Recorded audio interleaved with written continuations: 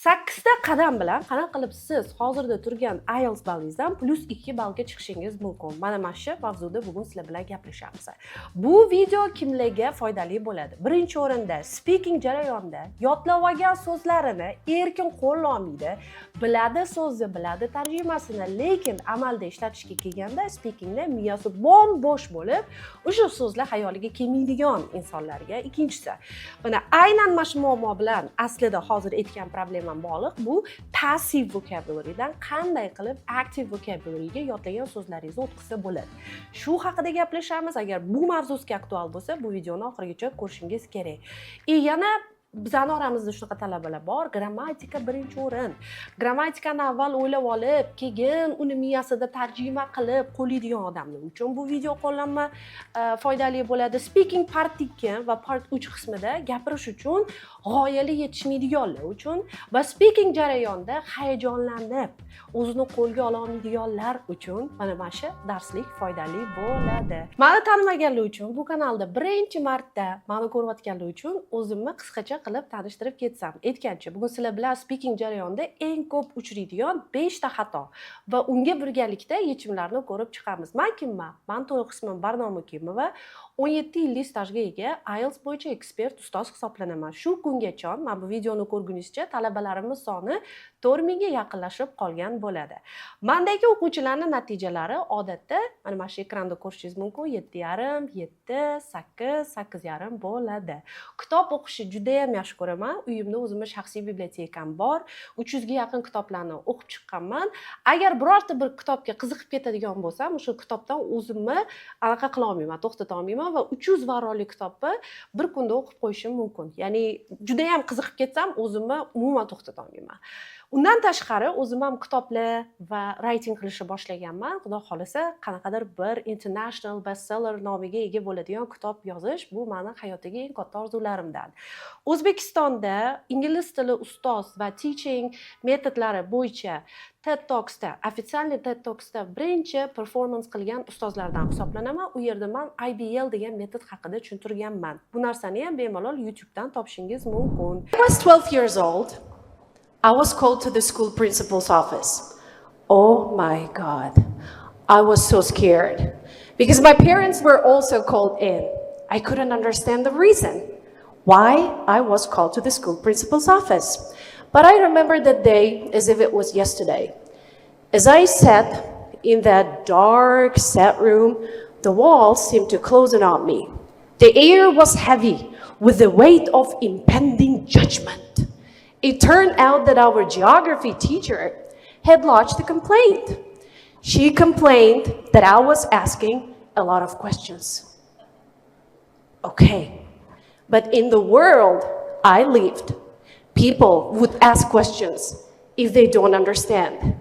But our geography teacher insisted that that was disrupting the class, so that you better understand my shock and the misunderstanding that I had. It is as if for a student at the university not allowing to use ChatGPT. For me, the same applied for if I don't understand, why wouldn't I be allowed to ask questions? As I sat there, I watched how angry the school principal was and how confused and concerned my parents were. As with any personal anecdote and motivational pep talk, all stories have a moral. And what was the moral of my story? Ask questions. So, as you see, I didn't learn my lesson. Undan tashqari YouTube kanalimni anchadan beri kuzatadiganlar bilishadi. Men shaxsiy rivojlanish mavzusiga juda ham qiziqaman. Demak, bu yerda siz nafaqat ingliz tili, balki haqiqiy o'zgarishi boshlanishini kuzatishingiz mumkin bo'ladi. Agar siz o'zgarishni tanlagan bo'lsangiz, unda videoni davom etamiz. Yana bitta muhim announcement. Agar siz bu videoni oxirigacha ko'rsangiz, nafaqat 17 yil davomida qilgan xatolarimdan kelib chiqib topgan yechimlarim sizga IELTS processda journeyizni 10 baravar adashmagan bo'laman osonlashtirib beradigan tips trickslarni olasiz. Undan tashqari o'zimni IELTS Pro pulli kursimdagi speakingdagi 5,5 balli va 8 balli javoblarni qanaqa qilib farqlasa bo'ladi? Qanaqa kriteriyalarga asoslangan holda talabalarga 5,5 qo'yiladi? Nima qilsa talaba 8 va undan yuqori ball speaking qismidan olsa bo'ladi? Shu mavzularda tayyorlagan darsliklarim bor. Kim agar shu darsliklarni olmoqchi bo'lsa, unda bu darsni oxirigacha ko'rishi kerak. Davom etamiz. Agarda men hozir 17 yil orqaga qaytib qolganimda, sizga aytib beradigan 5 ta xatolarimni qilmagan bo'lardim. Chunki ular rostdan ham band killerlar hisoblanadi. Ingliz tilini o'rganish journeyingizni ancha sekinlashtiradigan omillar bo'lib act qiladi. Va eng muhimi, bugun sizga nima degan savollar emas, balki qanday qilib bu muammolarni bartaraf qilsa bo'ladi. Qanaqa qilib siz ingliz tili darajangizda tez ko'tarishingiz mumkin va IELTS dan o'zingiz istagan ballni olishingiz mumkin. Mana shu narsalar haqida ham gaplashamiz. Bugun mana shu sizga hozir tushuntirib bergan xaritamni sizlar bilan birga ko'rib chiqmoqchiman. Speakingdagi eng ko'p qilinadigan top xatodan boshlaymiz. U top number 1 xato bu o'zim bilan o'zim gaplashib, ya'ni self talk qilib IELTS speakingni oshiraman. Men juda ham ko'p talabalarimdan eshitadigan shikoyatim nima? Menda uyda hech kim ingliz tilini bilmaydi. Menda speaking partnyor yo'q. Hech kim men bilan speaking practice qilgisi kelmayapti. Shuning uchun ham o'zimga o'zim gapiryapman. Undan ham yomoni polностью aytmoqchi bo'lgan to'liq gapini yozib olishadi-da talabalar. O'sha narsani o'qib o'tirishadi, yodlab olishadi. Bu narsa haqida ham sal keyinroq to'xtalamiz.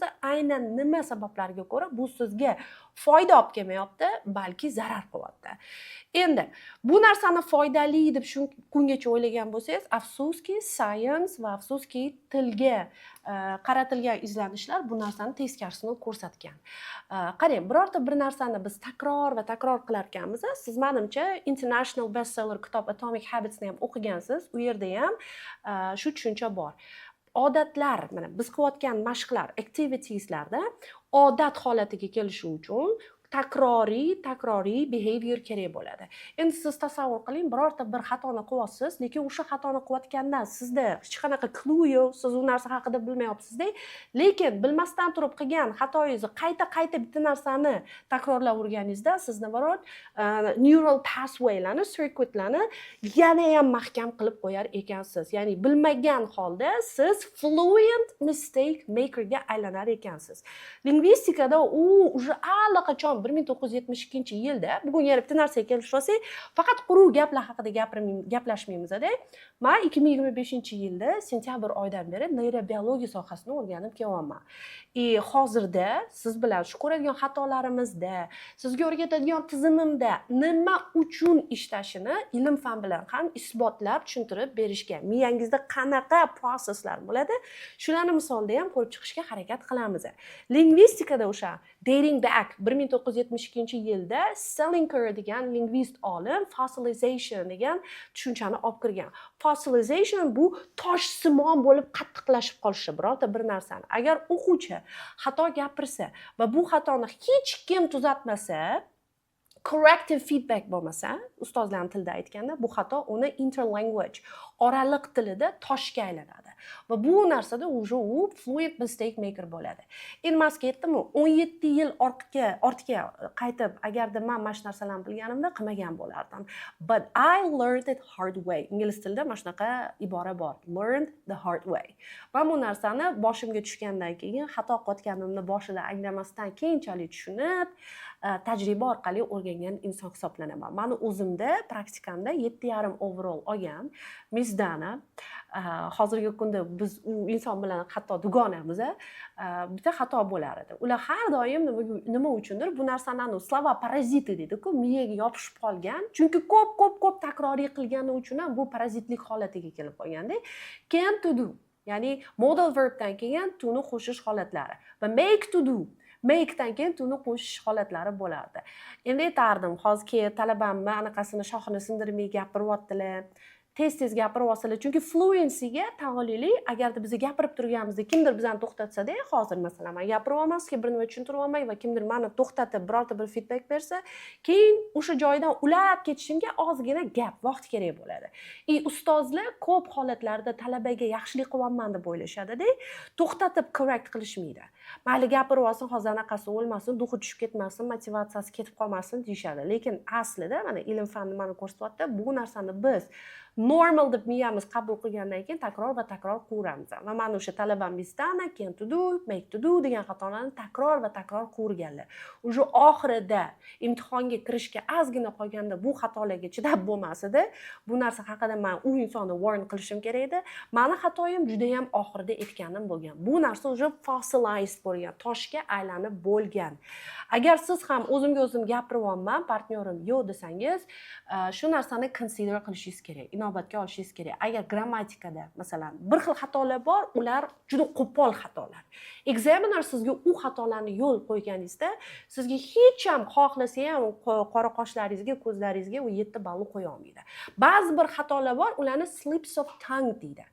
Hali bu narsani videoni oxirigacha ko'rganingizdan keyin oladigan videoyingizda o'sha darslikda tushuntirib beraman. Nima uchun talaba 7 olyapti, nima uchun ba'zi talabalar 8 oladi, ba'zilari esa hech qachon 5,5 6 dan chiqa olmaydi. Xatolarni ham o'zini kilogrammi bo'lar ekan. Ba'zi xatolarga ko'z yumsa bo'ladi va bu xatolar slips of tongue.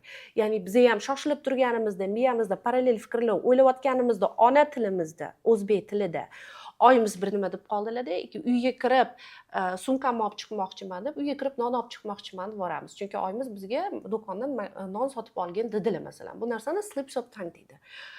Ya'ni bu narsani native speakerlar ham qiladi. U narsani examiner tushunadi, examiner ham odam, u boshqa planetadan kelgan qanaqadir bir vahshiy inson emas. Bu narsalarni hammasi tushuntirilgan examinerlarga, bu narsalarga ko'z yumsa bo'ladi. Lekin afsuski, biz o'zimizga o'zimiz gapirar ekanmiz, ko'p holatlarda biz qilayotgan xatolarimizdan unaware emas va unaware bo'lib qo'pol xatoliklarga ham borishimiz mumkin. Endi neyrobiologiyadan bitta fakt keltirsam, boya aytganimdek, miyada neyronlar har safar bir harakatni takrorlaganda ular orasidagi bog'lam, bu narsani sinaps deydi, qalinlashadi. Va qalinlashgani sari bu narsani o'zgartirish yana ham qiyin bo'ladi. Shuning uchun ham eshitgansiz-ku, yoshlarni o'qitish osonroq. Mana kuni kecha meni dugonam lyuji uchgani Amirsonga chiqib keldilar-da, aytayotdilar. Men hayron qolganim, kichkina bola tez o'rganyapti. To'g'ri. Chunki undan oldin ular kam yashagan-ku hali hayotda. 5 yoshku, 6 yoshku. Ular boshqa harakatlarni kam qilgan, umuman qilmagan. Bizani bo'lsa orqamizda katta ryukzak bor, bagaj bor. Bu ham yaxshi, ham yomon. Bu bizani tormozlashimizga, sekinlashishimizga va eski odatlarimizdan voz kechishimizga ta'sir qilar ekan. Neyrobiologiya mana shu bog'lam qanchalik qalinlashgan bo'lsa, inson yangi narsani o'rganishi shunchalik sekinlashadi deb tushuntiradi.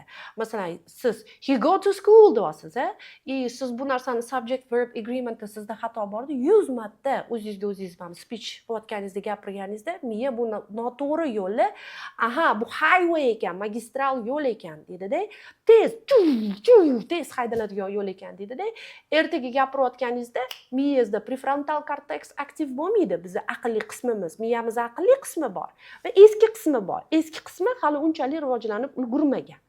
Yaxshi qarorlarni 8-9 balli javoblarni qila oladigan qismi yangi qismida bo'ladi. Ya'ni prefrontal korteksda bo'ladi. Endi magistral yo'ldan u deb ketaveradi. Chunki bu xato takror va takror qilingan. Shuning uchun ham men ko'p eshitadigan narsam, speaking imtihoniga qanaqa bo'ldi deb talabadan so'rasam, ustoz, speaking lekin вообще to'xtamasdan gapirgandim, nimagadir 5,5 chiqdi, nimagadir 6 chiqdi. Yana aytaman, bu xatolarni o'zim ilgari tushunmaganman va keyinchalik FCE, PTE, CAE degan Cambridge imtihonlari bor. Bu IELTS imtihonlari emas, lekin bu ham Cambridge qoshidagi imtihonlar hisoblanadi. O'sha imtihonlar bo'yicha o'zim ham examiner bo'lib ishlaganman va speaking imtihonlarini ham conduct qilganman va mana shu tushunchalar o'sha treninglarda ham bizga tushuntirilgan. Men aytmoqchi emasman, u imtihon adin va din как IELTS deb. To'g'ri, bir xil emas, lekin bir xil tashkilotga, bir xil universitetga tegishli bo'lgandan keyin ularning mezonlari ham bir xil va o'xshash bo'ladi. Men ilgari o'rgangan va ilgari o'ylagan narsam talaba to'xtamay gapiryaptimi, demak speakingi yaxshi degan tushuncha bo'lgan. Lekin bu ikkalasi bir-biriga teng narsa emas. Tez gapirdingiz degani xatosiz zo'r gapirdingiz, katta ball olasiz degani emas. Endi siz aytishingiz mumkin, lekin mani o'rtog'im Lola, mana masalan mani o'rtog'im Bobur o'ziga o'zi gapirib, mana speakingdan 7 oldi, 8 oldi deyishingiz mumkin. Endi qarang, biror hech bunaqa narsada, mana pichoq ham kimnidir qo'lida bu san'at asarini yaratadigan instrumentga aylanishi mumkin. Kimnidir qo'lida bu jinoyatga yetaklovchi instrumentga aylanishi mumkin. Xuddi shu kabi, lekin mexanizmini o'rganish kerak. Uni qanday qo'llashni o'rganish kerak. Output hypothesis, Merrill Swain degan lingvist bu narsani kiritgan ekan ilm fanga va u lingvist bu tilshunos degani output, ya'ni gapirish faqat bitta holatda foydali bo'lar ekan. Qachon siz speaking qilsangiz, rostdan ham undan benefit olasiz, rostdan ham foyda ko'rasiz. Siz gapirayotganingizda bo'shliqlarni, gaplarni sezdingiz. Menda talabalarimda bu elementary, pre-intermediate darajasida bo'lardi. Men aytardim, bo'lmasa ham dehqonchasiga gapir derdim. Dehqonchasiga gapirish degani, masalan, apteka so'zini bilmaydi-da, after the class I go to apteka deydi. Keyin men aytaman, okay, apteka so'zini anaqa qilamiz, to'xtaymiz, drugstore desam bo'ladi, I need to buy some medicine desam bo'ladi, pills olishim kerak deb aytishim mumkin. Ya'ni bilmagan so'zni mana biladi-ku, apteka so'zini bilmasligini.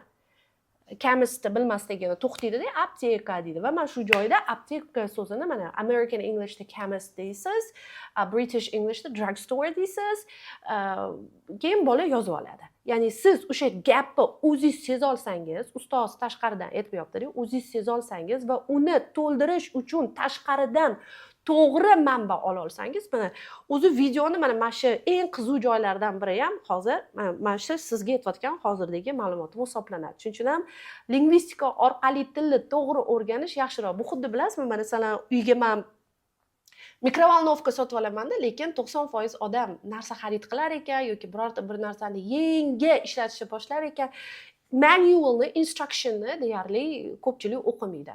Yo'qda yozilgan bo'lishi mumkin. Bu narsa bizda o'zimda dugonamda bo'lgan, falgali qog'ozni mikrovolnovkaga qo'ygan va katta bitta pojar bo'lishiga sal qolgan tushunasiz, falgani qo'yib bo'lmaydi va bu narsa yozilgan bo'lgan instructionda. Xuddi shu kabi til o'rganayotganingizda ham, "Hoy qilma, bu yo'lga chiqma, kerak emas, vaqting ketadi" degan instructionlar bor va u tadqiqotlar bo'lgan, juda ko'p pul, juda ko'p vaqt, effort ajratilgan. Ularni o'rgansangiz, siz navarot o'sha yo'lingiz ancha qisqaradi.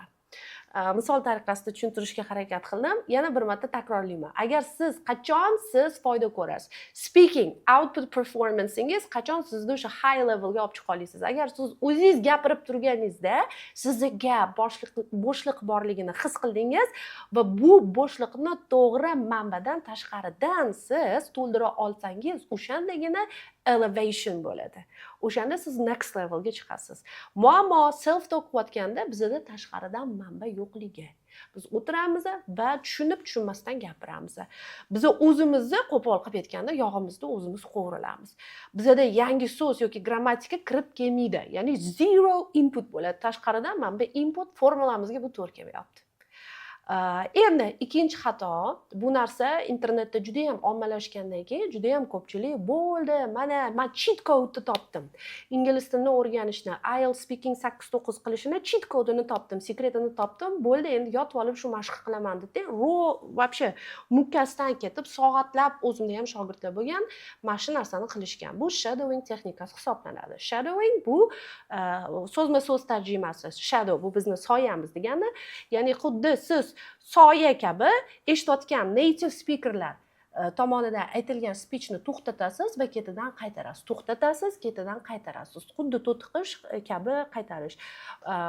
Men aytolmayman, I already lost count. Уже sonini yo'qotib qo'yganman. Lekin juda ham ko'p shogirdlarimdan eshitadigan narsam, Instagramda direct message oladigan xabarlarim.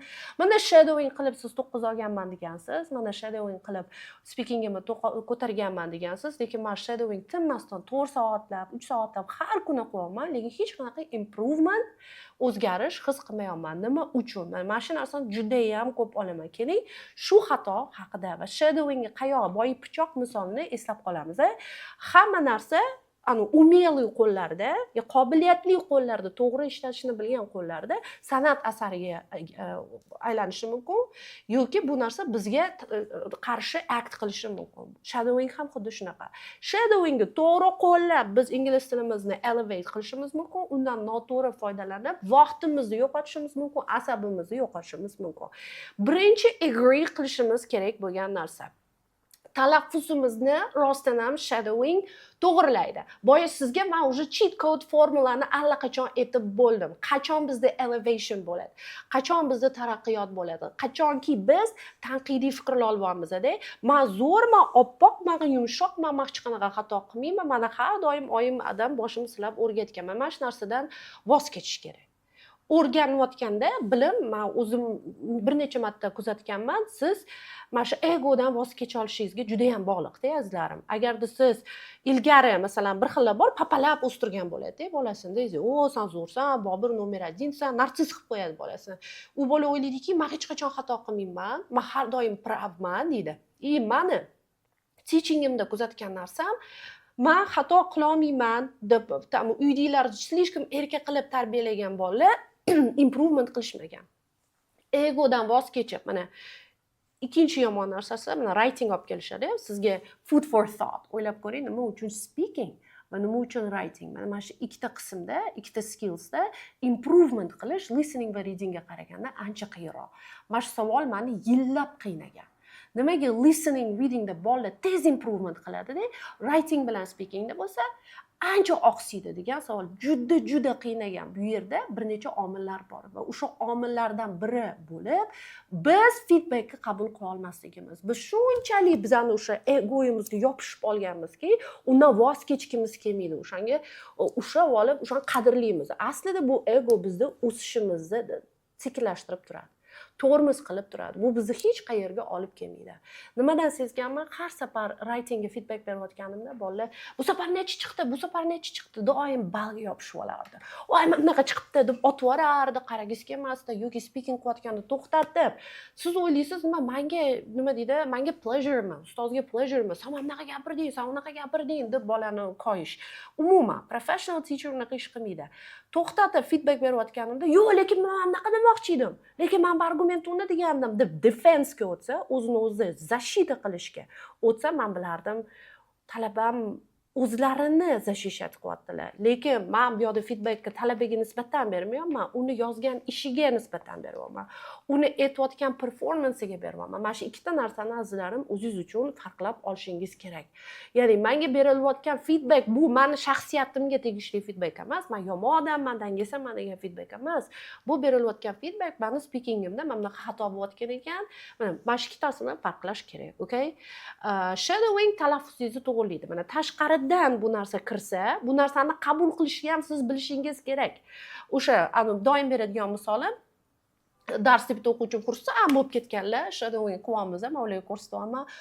Ustoz, men har doim society derkanman. O'zi society so'zi society deb talaffuz qilinar ekan deganlar. Nimaga society der desam, mana social degan so'z bor-ku, o'shanga bog'lab yodlaganman-da deganlar. Social, ijtimoiy, society, social bo'lsa, demak society bo'ladi deb o'ylab yodlagan bo'lganlar.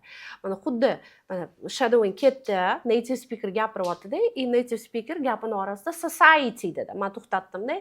Society so'zi bu so'zni hech qachon eshitmagan ekanman dedim. Subtitrga qaradim, qarasam men bilgan eski tanish society. Nimagadir manba Andrew Huberman uni society emas, society deyapti. Keyin men o'zimga qayd qilaman. Society deb talaffuz qilinadi, society deb emas. Agar sizda shu narsa bo'lsa, shadowing sizni o'stirishi mumkin. Lekin ko'p holatda, 90% holatda shadowing nima uchun yordam bermaydi, nima uchun effekt ko'rsatmaydi? Qarang. Bizda ikki xil, mana vaqt o'tishi bilan ilm fan ham o'zgaradi-da. Masalan, ilgari bizni qaraganimiz sari miyamiz yangi ma'lumotlarni o'rgana olmaydi, miyamiz tormozlashadi, miyamiz umuman o'rgana olmaydi degan tushuncha bor edi.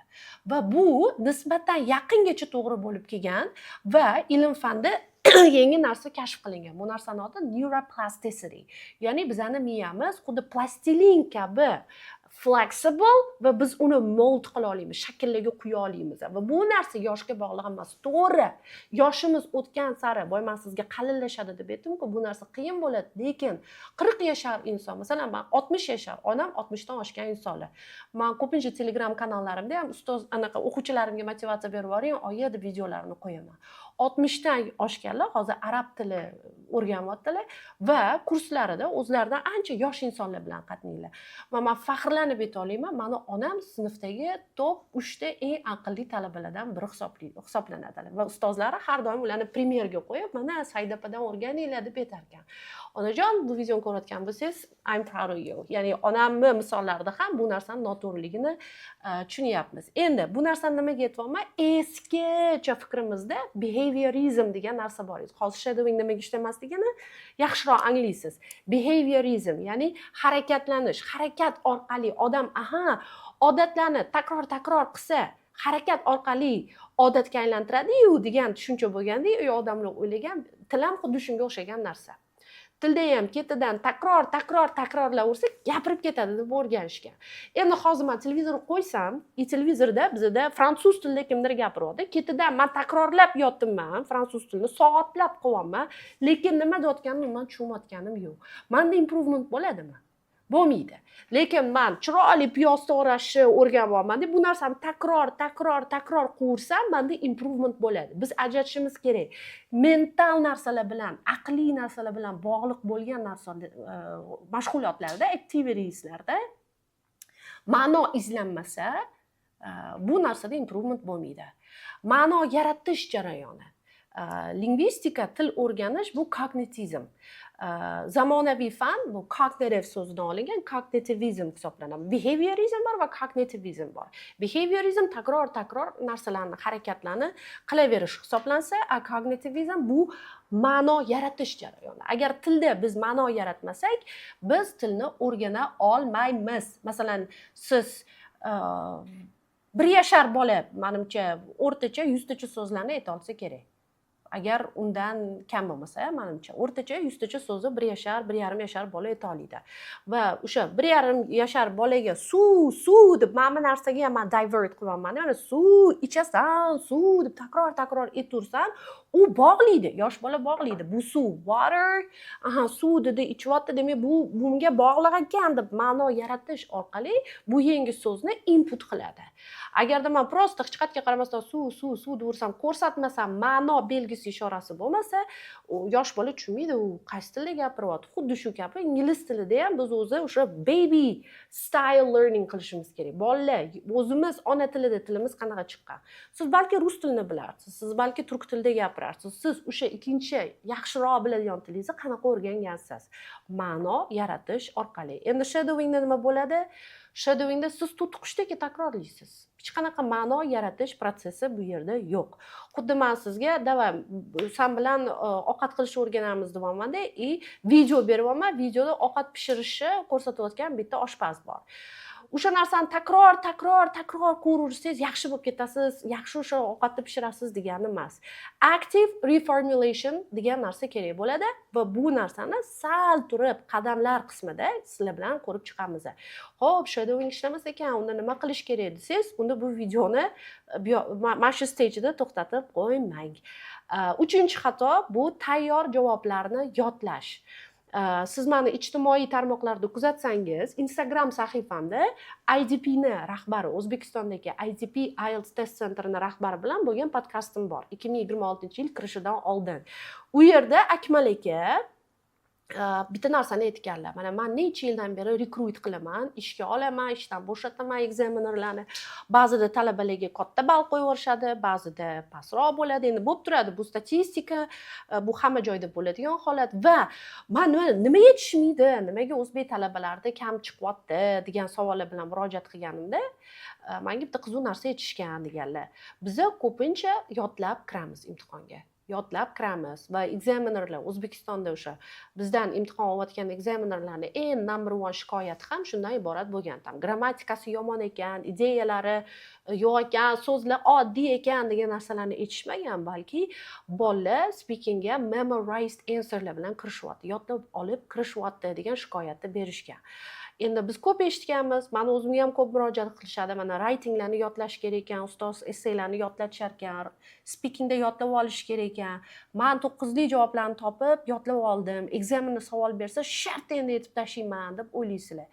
Imtihon zaliga kirganinglarda sizlarning miyangiz sal boshqacharoq ishlaydi. Agarda ayniqsa siz birinchi marta IELTS imtihoniga kirayotgan bo'lsangiz, imtihon zali va imtihon prosessi sizni miyangizga xavfli, hozir bir qo'rqinchli narsa bo'ladi degan signalni amigdala qismi activate bo'lib ketib qoladi miyamizni. Va biz eski miyamiz bilan o'ylashni boshlaymiz. Bizning miyamizga umuman farqi yo'q. Bu xavf haqiqiy xavfmi yoki meni miyam o'ylab olgan xavfmi? Shuning uchun ham nima deydi? Birorta bir yomon etikli yiqilib tushgan physical pain olgan holatimizni ko'zimizni yumib eslab ko'rsak, g'alati bo'lib ketamiz. Yoki birorta bir taomdan otravleniya bo'lganimizda, food poisoning, o'sha narsani har safar ko'rganimizda qo'ynimiz ko'tarib boradi. Nimaga? Hayotda o'sha narsa bu ojizga solmayapsiz-ku hozir. Nima uchun bo'ladi? Chunki bizda amigdala qismi activated bo'lib qoladi. Eski miyamiz. Bizning orqamizdan bo'ri kuylayaptimi yoki bu IELTS imtihoni zalimi, miyaga umuman vobshe farqi yo'q. O'sha signal yoqildi degani biz norepinefrin, adrenalin chiqadi degani, kortizol chiqadi degani. Bola o'zini qo'ygani joy topa olmaydi, qo'li tellab ketadi, hayajonlanadi. Biladigan narsasi ham hattoki o'zbek tilisida, o'zini ona tilisida ham uni xayoliga kelmaydi. Va bu totally normal situation hisoblanadi. Chunki biz baribir biologik creaturelarmiz, lekin biz anglashimiz kerak bo'lgan narsa bu miyamizdagi noto'g'ri signal. Hayotda bo'lsa haqiqatda in reality bu narsa biz o'ylaganchalik qo'rqinchli emas. Shuning uchun ham men ko'pincha psixologik darslarni ham IELTS preparationda aralashhtiraman. Yodlagan javob bu xuddi minani maydoniga o'xshaydi. O'sha territoriyaga kirdingizmi, mana your favorite movie it's Harry Potterni aytib beraman deydi-da, bola zo'r yasab olgan javobni yodlab olgan, ChatGPT bilan yozib yodlab bera oladi boshdan oxirigacha, lekin siz mina maydonidasiz. Noto'g'ri bitta step qilsangiz portlab ketishingiz mumkin. Sizga aytaylik, yulduzlar align bo'lib, bir xil liniyaga turib, sizga o'sha tema tushdi. My favorite movie temasi tushdi. Siz xursandsiz, hozir Harry Potter maza qilib aytib beraman dedingiz va aytyapsiz-da. Endi bo'ldi, amigdala hijack bo'lgan-ku, paq etib o'sha signal yoqilib qoladigan bo'lsa, miyangizda siz bilgan narsangizni ham starter qilib bilmay gapira olmay qolishingiz mumkin. Buni hech kim predict qila olmaydi, bashorat qila olmaydi. Bor talabalar yodlab oladi, kiradi, yodlagan mavzusi tushadi, sharillatib sherdagi yetib chiqadi. Keyin ertaga hayron bo'ladi. Nima uchun menga 6 qo'ydi? Chunki azizlarim, writingda ham, speakingda ham adashmasam 3 yilcha bo'lib qoldi. Agar undan sal oshmagan bo'lsa, kriteriyalarda mana bunaqa narsa bor. Memorized answerlarga sizlarda jostqa ball tushiriladi. Yodlab olinganni hidi keldimi, examiner bu narsani juda ham vahshiylarcha tushirib yuboradi balingizni. Masalan, siz o'zingiz cho'nchagingizda tayyor yetib turibdi-da, tasavvur qiling. Biz och ko'zimizda baribir ham o'ng barmog'imizni tiqamiz og'zimizga. Turibdi yetdi-da, lekin siz 8 oyingiz kelyapti, lekin siz hali 8 ga tayyor emassiz. Lekin siz yodlab berdingiz. Examinator loh emas. Bizani oylab train qilishgan. Examiner bo'lishdan oldin psixologik, emotsiyalarni bildirishga examinerni haqqi yo'q. Yomon gapirayotganingizda unaqa qilib bildirib qo'yishga haqqi yo'q. Chunki u baribir sizga visual clue berib qo'yadi. Siz tasavvur qilganingizdan ham ko'proq tayyorgarlikdan o'tadi examinerlar. U hech qanaqasiga examiner sizga past ball qo'yish, sizni yiqitish tarafdori emas. Bu umuman nima qildi? Siz o'ylashingiz kerak emas u narsani. Siz bo'lsa mana 8 olmoqchisiz, o'zingiz ham unaqa qildingiz, yodlab berib, ekzaminator loh emas-ku, shuncha tayyorgarlikdan o'tgan. Endi u farq qila oladi-ku, qayoqda siz yodlab kirgansiz, qayoqda siz haqiqatan ham o'zingiz gapiryapsiz. Yodlab olgan talabalarni, ayniqsa part 2 da yodlab olganlar ko'p bo'ladi, part 3 da ekzaminer o'zi tekshiradigan fishkalari bor, tekshirib oladi. Yo'q, shunaqa bo'lganmi? Yana Harry Potterga o'xshagan qanaqadir boshqa kinoni bilasanmi deydi. Endi mana shu yoqda lavушкаga talaba tushishni boshlaydi. Sal mana alter qilib bergandan keyin, o'zgartirib bergandan keyin uni haqiqiy anu kasalimning bekitsa ham ismasi ko'rsatadi deydi-ku.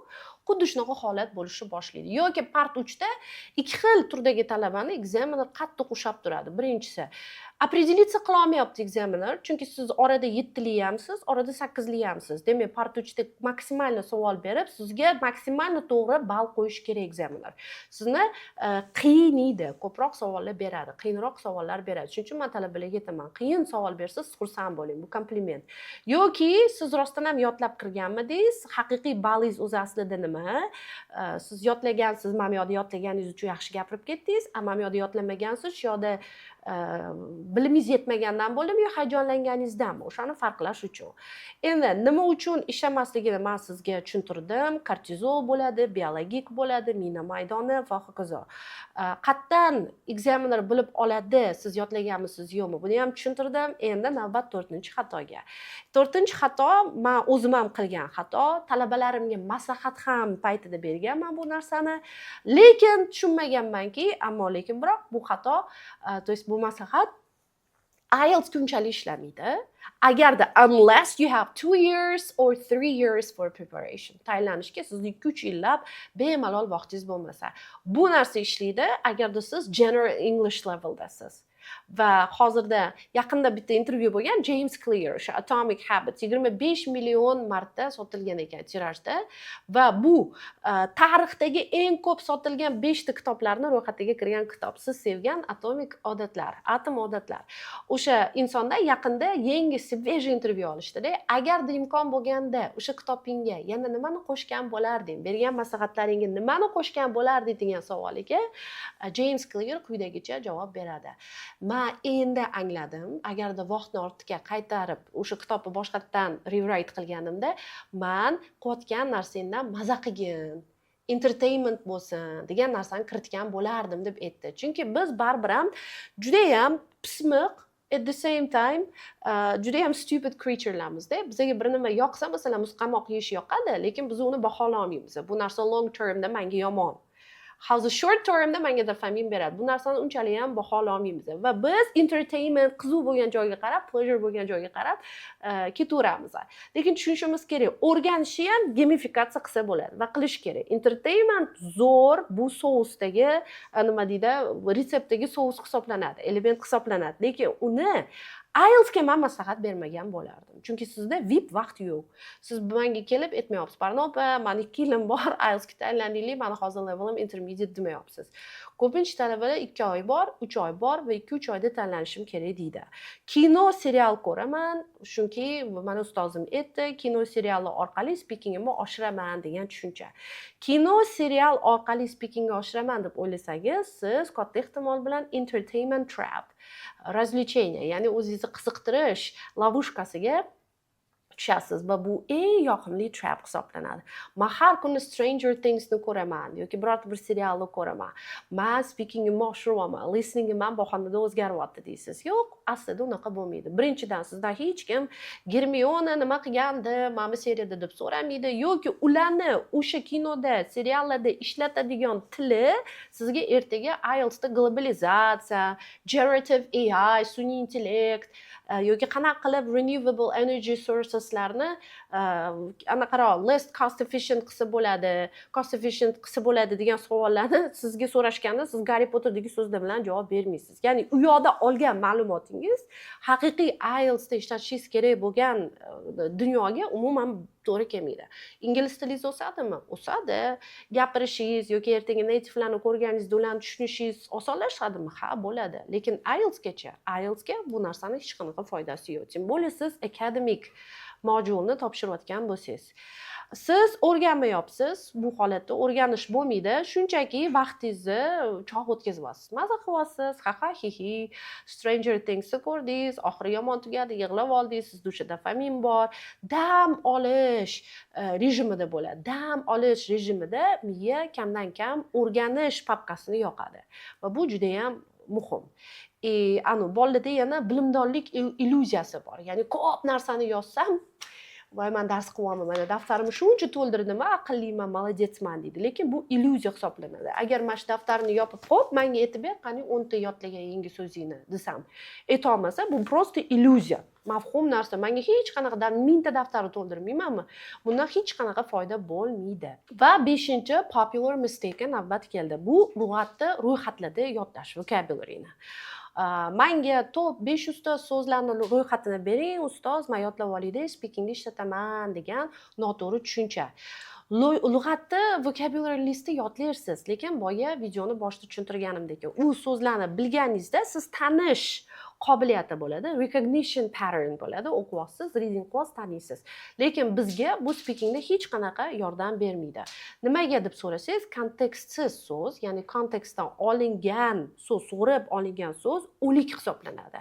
Va bu уже nima deydi, meditsinskiy kinoda, seriallarda ko'rsatadi-yu, men anaqa qilsangiz ham, uni tiriltirishga harakat qilsangiz ham bo'ldi, hech qanaqa жизненный признаклari bo'lmaydi. Uni siz qonatib, vahshiylarcha kontekstdan sug'urib, kinodami, podkastdami, kitobdami oldingiz, bo'ldi, уже hayotda function qilmaydi. Xuddi bu gulni kesib oldingizda suvga qo'yib qo'ymadingiz.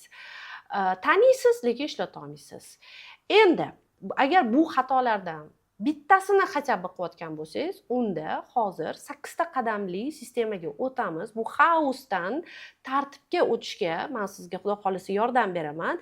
Lingvistik, ilmiy asoslangan 8 bosqichli speaking tizimini sizga taqdim etmoqchiman. Diqqat bilan eshiting. Endi birinchisi, xotirani turlari bo'ladi. Active va passive dedik. Passive bu recognition, tanish. Active bo'lsa recall, eslash, qo'llash. Ya'ni mana nima so'z edi-ya deysizda, mana bu so'z bo'lardi deb u narsani esladingiz. Ro'yxat list mana bu bo'yicha yodlaganingizda so'zlarni faqat passiv xotiraga, ya'ni miyamizda ikkita papka bor. Uni passiv xotiraga qo'yib qo'yasizda va miyamiz nima qiladi? Oy, mana buni anchadan beri ishlatmadi-ya deydi, uxlaganimizda bu process bo'ladi, ishlatmadi, bu kerak emas deydi, o'chirib yuboradi.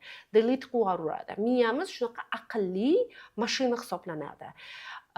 Birinchi qadam, nimadan ishimizni boshlashimiz kerak? Любой psixologik kurslarni olsangiz ham, odatlarni shakllantirish, yomon odatlardan voz kechish haqidagi adabiyotlarni o'qiysizmi? Illatlar haqidagi adabiyot o'qiysizmi? Ya'ni bu temaga chuqurlashadigan bo'lsangiz, deyarli har doim bitta life hackka duch kelasiz. Bu ham identity shift hisoblanadi. Inson qachon o'zgaradi?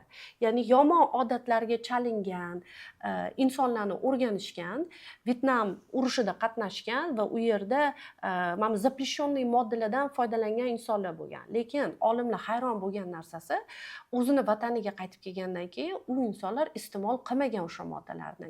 Olimlar tushunishmagan, qanaqa qilib inson biologik bog'liqlik bo'lgan narsadan ham bir kunda shundoq voz kechishi mumkin.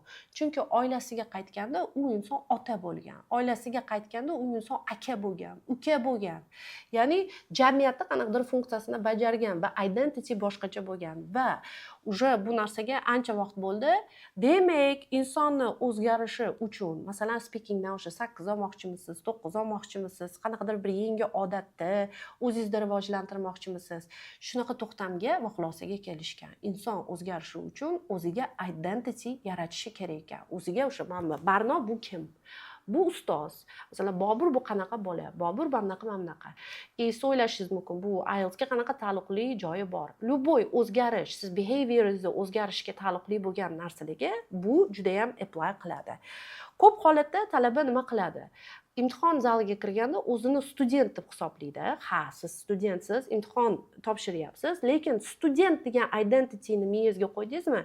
Examiner sizga sal kamroq qarasa yoki bundoq ikkilansa, qaytadan o'sha savolni ikkinchi marta bersa, bizning ichimizda xavf signali nima bo'laveradi, bosilib ketaveradi va biz o'ylaymizki, qayerdadir noto'g'ri javob beryapman-da, shuning uchun menga qayta so'rayapti. Nima uchun bu savolni ikkinchi marta so'radi? Nimaga part 3 da menga ko'p savol beryapti? Ya'ni men studentman, meni hozir baholashadi degan identity bilan, mindset bilan kirdingizmi, unda sizni miyangiz qidiradigan patternlar nima bo'ladi? Hozir men xato qilib qo'yaman. Xato qilmasligim kerak degan qo'rquv sizda bo'ladi. Men ko'pincha aytaman, buni coffee shop texnik deyishadi, yana equal communicator bo'lishingiz kerak. Men juda ham ko'p foreignerlar bilan ishlayman, ular bilan juda ko'p communicate qilaman va orasida, do'stlarim orasida juda ko'p foreignerlar bor. Ular bilan xuddi ular tengi equal bo'lib gapirganingizda, ular tilini calibrate qilib tushirmaydi. Siz bilan ingliz tili yaxshi ekan-ku deydi-da, o'zi native bilan qanaqa gaplashsa, o'sha уровеньda gaplashadi. Siz tasavvur qiling, siz bir do'stingiz bilan kofe ichgani, bordingiz va coffee shopda o'tiribsiz va siz prosta hayot haqida, o'zingiz haqingizda tell me about what you do, gapiryapsiz. I'm a student, at the same time I work. I don't really like the work that I do, but it's enough for me. That's how I'm making a living. Mana shunaqa qilib topar tutarimni qilyapman dedi. Oh, dedi. What job do you do? What work do you do? dedi. Va siz xuddi coffee shopda tanishingiz bilan o'tiribsiz, qahva ichyapsiz va gaplashyapsiz va bu narsa miyangizdagi o'sha mental stressni oladi va bu birinchi va eng muhim qadamlardan hisoblanadi. Chunki siz постоянно qo'rquvda bo'ladigan bo'lsangiz, boshqa tushuntiradigan qadamlar ham ishlamasligi mumkin. Ikkinchi qadam bu input I1 hisoblanadi va ota futuristik ekan deb o'ylamay, aslida bu narsani o'ylab topilganiga ancha yillar bo'lgan va uni topgan inson Steven Krashen degan lingvist hisoblanadi. Yozdagi kanikulda, 3 oylik, 4 oylik kanikulda yapon qo'shnisiga ingliz tilini o'rgatadi Steven Krashen. Universitetda endi o'rganayotganda. Qilmagan ishi qolmaydi Steven Krashenni. Ball, this is ball. Bolalar narsani ko'rsatsa, objektni ko'rsatsa yodlayotgan deydi-da. Hamma narsani reality metodida tushuntiradi. Mana bu this is black deydi. Ko'rsatish orqali, har xil metodlar orqali o'rgatadi mana shu lingvistika. Keyin oradan farq o'tadi, vaqt o'tadi. Ana 6 yashar bola birorta bir so'zni aytmaydi. Steven Krashen gibab qiladi, cho'ta eplolmadim deydi. Qo'shnisi shu bilan Yaponiyaga ko'chib ketadi. Oradan taxminan 5-6 oy o'tgandan keyin qo'shnisi Steven Krashenga telefon qilib aytadi. U gapirib ketdi deydi. Gapirib ketdi bolam va nihoyat ingliz tilida gapirib ketdi. Steven tushunmaydi. Nima bo'lgan ediki, Yaponiyaga qaytgandan keyin uni bolasi gapirib ketdi. Endi bu yerda biz ko'rmagan, bilmagan proseslar miyada bo'lib o'tgan ekan. Bu narsani keyinchalik Steven Krashen tushunadi. Ya'ni birorta bir tilni o'rganganimizda biz xohlaydigan narsa nima? Biz baribir ochiq ko'zimiz qaysidir ma'noda va rezultatni tez xohlaymiz-da, tez bo'lishini. Hozir yodladimmi, ertaga ekzaminlarga kirib mana shu so'zni ishlata olsam-da, birorta bir yangi so'z bildimmi, sразу essayda qo'llasam-da. Yo'q, miyamiz uchun ba'zida ozgina vaqt kerak ekan. Va miyamiz uchun o'rganish uchun qiyinchilik kerak bo'lar ekan. Input, bizni miyamizga kirayotgan informatsiya biza biladigan narsamizda ozgina qiyin bo'lishi kerak. Masalan, men gap o'qiyapman, murakkab qanaqadir bir gap va aytaylik 15 ta so'zdan iborat bo'lgan gapning ichida men 3 ta so'zni bilmasam, bu meni o'sishimga foyda beradigan formulaga to'g'ri keladi. 80% kontekstdagi, mana bu eshitayotganingizda, speaking qilayotganingizda, shadowing qilayotganingizda 80% informatsiyani siz allaqachon bilgan, 20% bo'lsa notanish bo'lishi kerak. Mana shu formulani eslab qoling. Va mining metodidan foydalansangiz bo'ladi. Buni ekranda ko'rishingiz mumkin. Lego metod. Eski usul bo'yicha masalan biz problem degan so'zni olib, sug'urib olib turib yodlar edik. Biz gap ko'rdikda address a pressing issue deb yozilgan ekan. Miyangizda уже yoqiladi. Savol javob qilish. Address, men adres so'zini bilar edim, lekin adres so'zi qanaqa qilib fe'l bo'lishi mumkin. A pressing issue, pressing issue, bu yerda adjective bo'lyapti. Nimaga? Pressing issue. Address a pressing issue. Dolzarb muammoni hal qilishga kirishmoq degan ekan. Address, yo'l olmoq degan so'zga teng bo'lsa kerak. Adres men yashaydigan joy degani-ku.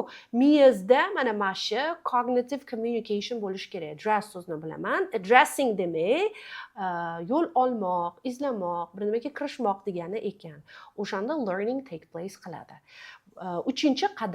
Uchinchi qadamimiz hozirda siz yana o'sha ChatGPT'gami, Gemini'gami, Google'da search qilib birorta bir narsani o'rganishga, eslab qolishga nomer 1 metodi qaysi deb yozadigan bo'lsangiz, sizga albatta mana shu metod chiqadi va bu metodning oti active reformulation hisoblanadi yoki active recall hisoblanadi. Men o'zimning tilimda bu narsani miyani yoqish deyman. Ya'ni miya ko'pincha bizda flight mode bo'ladi, spyashi rejimda va miyani yoqib olish kerak. O'shanda biz mana so'z ishlatsa bo'ladi. Mana writingda mana narsani ideyani bersam bo'ladi. Ya'ni eslashimiz kerak bo'lgan holatda miyamiz yoqiq bo'ladi.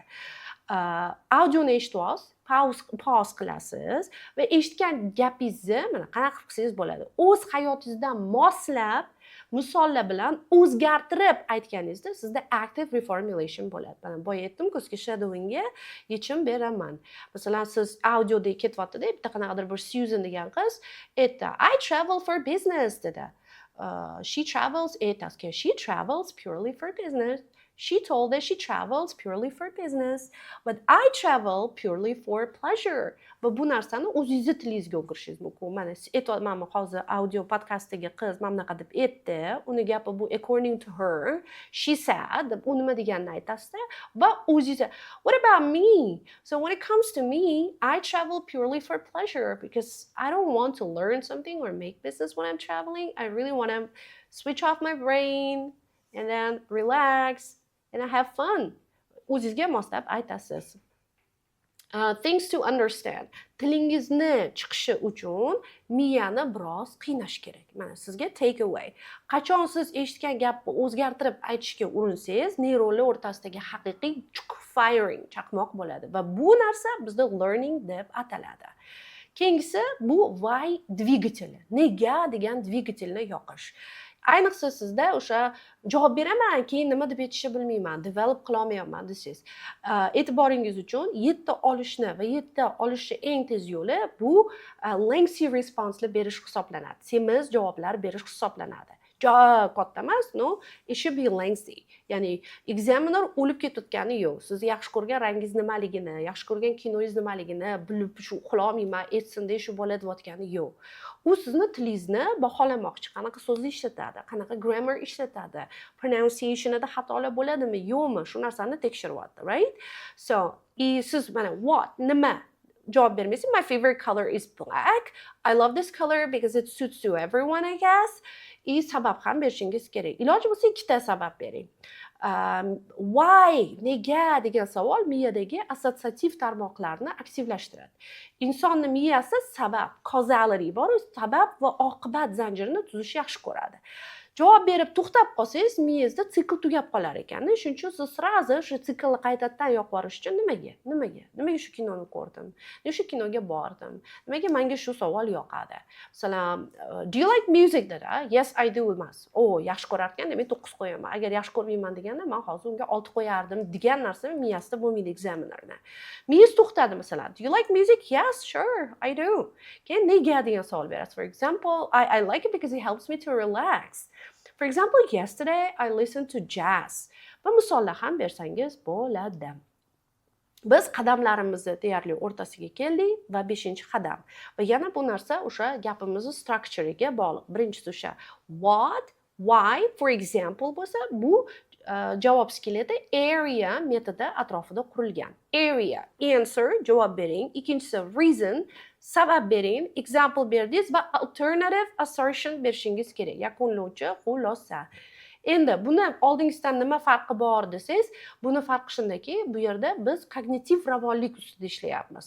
4-qadamda biz javoblarni cho'zish kerakligini va qanday cho'zishni o'rgangan bo'lsak, endi cho'zish kerak ekan deb har baloni aytib keta olmayman-ku.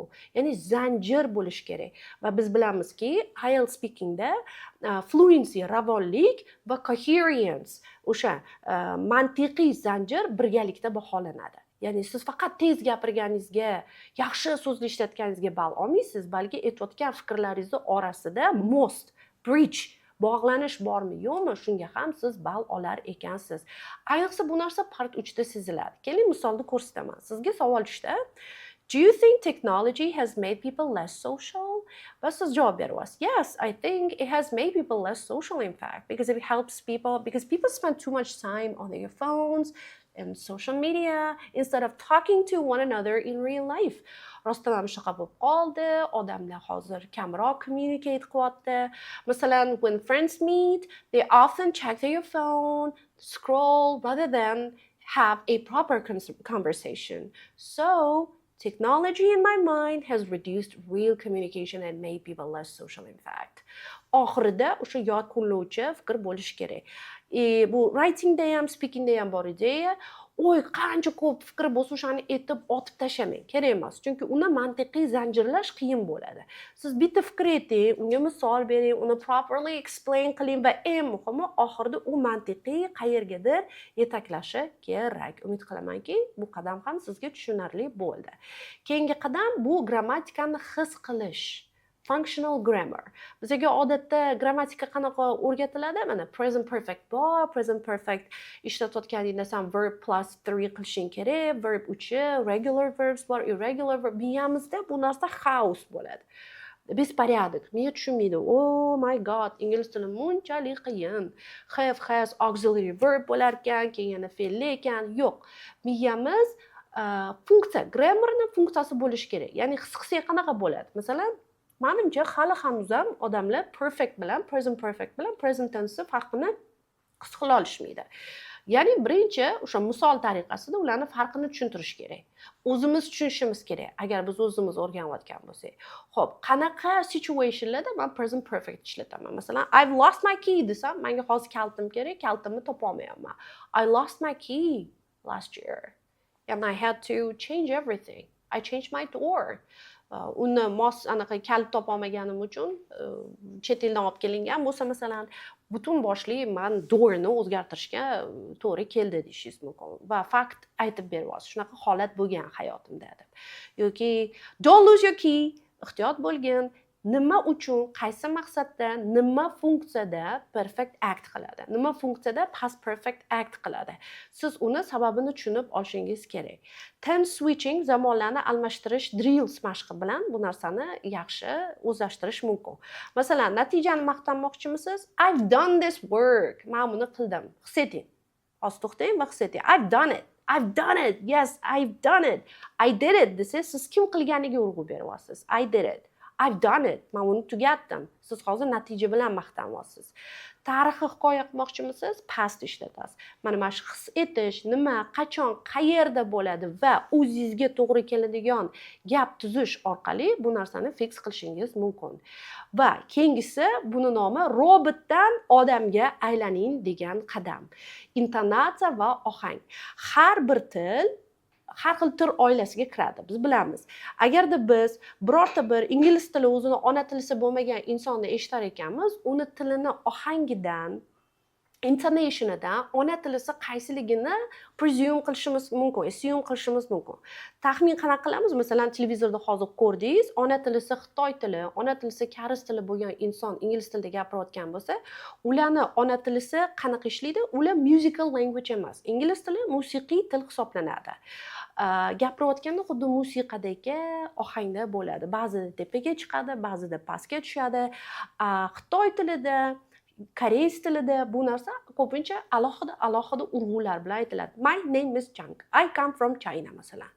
Alohida ya'ni yulib gapiradi. Va biz xohlaymizmi yo'qmi, biz ingliz tilida gapirar ekanmiz, ona tilimiz impede qilaveradi. Mana keyingi eng oxirgisidan bitta oldingi pre-last stage'da, stepda biz qilishimiz kerak bo'lgan narsa, endi biz ona tilimizni eraserni olib, o'chirgichda o'chirib chiqishimiz kerak izlarini.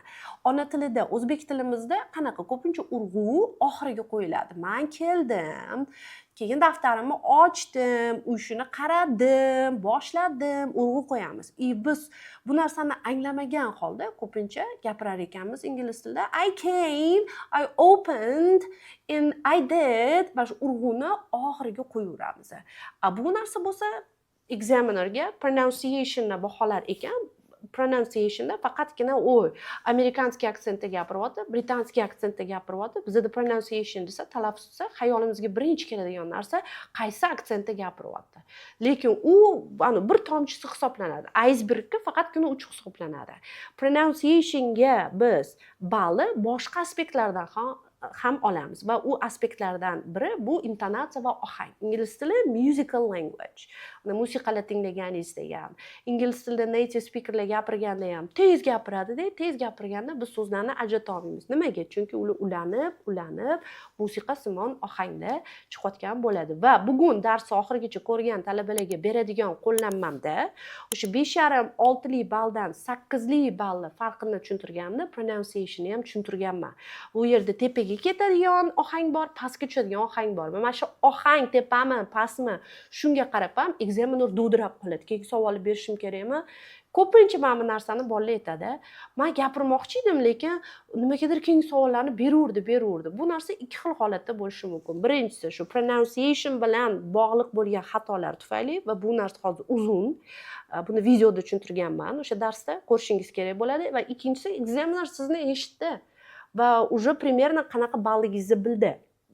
Endi keyingi savolga o'tish kerak, chunki boshqa narsalarga ham baho qo'ymoqchi. Oxirgi qadamimiz bu ko'rinmas dushman. Bu feedback loop, tahliliy loop hisoblanadi. Hamma narsani to'g'ri qilayotgandek his qilasizda, lekin baribir siz 5,5 yoki 6 ballda qotib qolish holati bo'ladi. Nega? Chunki odatda inson o'zini xatosiga blind bo'ladi, ko'rmaydi. Boshida tushuntirganimdek, psixologiyada Dunning-Kruger effect degan narsa bor. Tajribasiz odam o'zini xatolarini ko'ra olmaydi. Lingvistikada fossilization deb aytdik bu narsani. Agar siz mana bu ohang ustida ishlay olsangiz, 7 ta qadamgacha hammasini o'zingiz qilsangiz, lekin kichik bitta xatoni, masalan, he go to da yoki o'sha ohang tepaga chiqyaptimi, pastga tushyaptimi pronunciation, bu narsani o'zingiz sezmasangiz, tashqaridan input bo'lmasa, bu narsani takrorlayverasiz. Bu hatto miyangizda beton bo'lib qoladi. Uni hech qanaqa mashq bilan keyin yo'qotib bo'lmasligi mumkin. Sizga tashqaridan o'sha quloq kerak, aytadigan professional audit kerak. Bu formulani biz masalan formula yodlayapmiz. Bitta vaziyatda mashq qilamiz va siz yuqoridagi 7 ta qadamni mustaqil qilishingiz mumkin. Shu narsani tushunishimiz kerak. Lekin xato bo'layotgan joyda tashqaridan input qilib, qara, ohangning tepaga chiqib ketdi. Ohanging tepaga chiqqani uchun examiner san yana javobingni davom ettirish niyatidaligingni messajini oldi. Shuning uchun examiner g'alati bir-biringlarga qarab turdinglar va examiner ozgina sekundlar o'tgandan keyin javob beryapti, savol beryapti senga. Yoki siz javob berishni davom ettirmoqchisizda, lekin ohang pastga ketib qoldi. Bu narsani sizga tushuntirilmagan, tashqaridan input bo'lmagan. Blind spot, ko'r nuqta. Bu narsani ko'rmaysiz, takror va takror ko'rasiz va ertaga hayron bo'lib o'tirasiz. Nimaga shuncha harakat qilsam ham, self study qilsam ham, o'qisam ham ballim o'zgarmayapti. Aynan shu nuqtada sizga tizim, sizga уже tayyor tizim va mentor, ustoz kerak bo'ladi. Va hozirda men sizga qanaqa tizim kerak bo'ladi va mentor deganda men nimani nazarda tutyapman, tushuntirib bermoqchiman. Qaysidir ma'noda bu narsa sizga ko'zgu. Siz kabi mana shu xatolar bo'ladigan, qadamlarni shungacha yetkazdi, lekin ball o'smayotgan insonlar uchun o'zimni 17 yillik tajribamdan kelib chiqqan holda tuzgan IELTS Pro kursimni tashkillashtirganman. Eslatma o'rnida yana aytmoqchi edimki, bugun darsni oxirigacha ko'rgan talabalarga men o'zimni Difference between good and bad response nomli IELTS Pro kursimdagi darslarni sovg'a qilmoqchiman. U darslarni o'tirib, notlarni take qilib, aniq o'zingizga tizim tuzish messajida approach qilishingizni maslahat bergan bo'lardim. Chunki uni ko'rib bo'lganingizdan keyin sizda aniq, tiniq picture hosil bo'ladi. Aha, men bunaqa gapirsam 6 olar ekanman, men bunaqa gapirsam menda 8+ chiqar ekan. Mana shu narsani bilmasdan turib, o'zingiz nima qilayotganingizni tushunmaysiz. Endi navbat mana IELTS Pro kursimga. U qanaqa kurs? IELTS Pro kursi mana keling, men sizga o'zim bosib o'tgan yo'lni aytaman. Men qing'ir, qiyshuv, noto'g'ri, to'g'ri narsalarni intuitively qilganman. Bu narsani qayerdadir o'qib, chunki u paytda manbalar kam bo'lardi, tadqiqotlar ham kam edi. Tushunmasdan talabalarda eksperiment qilib tushunganman va bu narsaga 17 yil, mana sentyabrda bu narsaga 18 yil bo'lar ekan. Shuncha vaqt ketgan. Lekin siz mana shu zigzag uzun davom etgan yo'lni ancha qisqartirib, chunki kerak emas narsalarni men уже bilaman, ulardan voz kechib, qanday qilib mana shu hammasini agarda hozirda darajangiz IELTS ga tayyorgarlik ko'rishga enough bo'ladigan bo'lsa, 2 oy, 2,5 oy ichida yaxshi ballga chiqa olasiz. Mana shu message bilan, mana shu mentality bilan men approach qilganman. va kursi nomi ham nima uchun IELTS Pro? Pro so'zi bu biz bilamizki professional so'zini qisqartmasi hisoblanadi. Ya'ni siz professional darajada tayinlanmoqchisiz. Siz faqatgina mana keywordlarni olganda, matching the headingni birinchi gapini o'qiganda topgan degan men bu narsani cheap advice deyman, arzon maslahatlar. Chunki qayerdadir ishlab qoladi, lekin bu formula emas. Ya'ni bu har doim ishlaydigan narsa degani emas. Bizda comprehensive approach bo'ladi. Darslar ham IELTS Pro kursida, bu onlayn kursimda maxsus platformada bo'ladi va siz darsni ham ingliz tilida, ham o'zbek tilida ko'rish imkoniyatiga ega bo'lasiz. Men обычно nima narsani maslahat beraman? Ham inglizchasini ko'ring, ham o'zbekchasini ko'ring, chunki mana sizga bugun mana shu lecturening oxirida beradigan sovg'a darsligimda ham ingliz tili va o'zbek tilidagi versiyalardagi farqlarga duch kelishingiz mumkin. Wow, mana 2 barobar uzun ekan, mana bu narsa 2 barobar kaltaroq ekan. Bu yerda boshqa misollar, chunki har safar bir narsani tushuntirar ekanman, menda bir xil chiqmaydi. Boshqa misollar hayolimga kelib qolishi mumkin, boshqa narsalarni eslashim mumkin va har doim I try to give my best. So, 4 ta skills bo'yicha bo'ladi IELTS Pro kursi. Birinchi o'sha biza listening module. Keling sizlarga hozir modullarni birma-bir tushuntirib bersam. Birinchi modulimiz bu birinchi skillsimiz. Ya'ni listening skills hisoblanadi. Umuman har bir ustozni o'zini falsafasi bor. Mana listening moduledagi darslarni, lecturelarni ko'rib chiqib, nima xulosaga kelsangiz bo'ladi. Comprehension is a key skill. Anglash bu key skill hisoblanadi. Eng muhim kalit navik hisoblanadi. Time management, yana o'ylab ko'ring, time management ham skill hisoblanadi. Contextual analysis, kontekstdan kelib chiqqan holda tahlil qilish.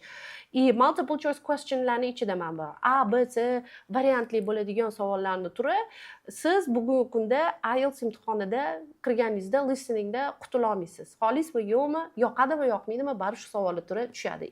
Eng yomoni shu savollar turida ko'plar yiqiladi.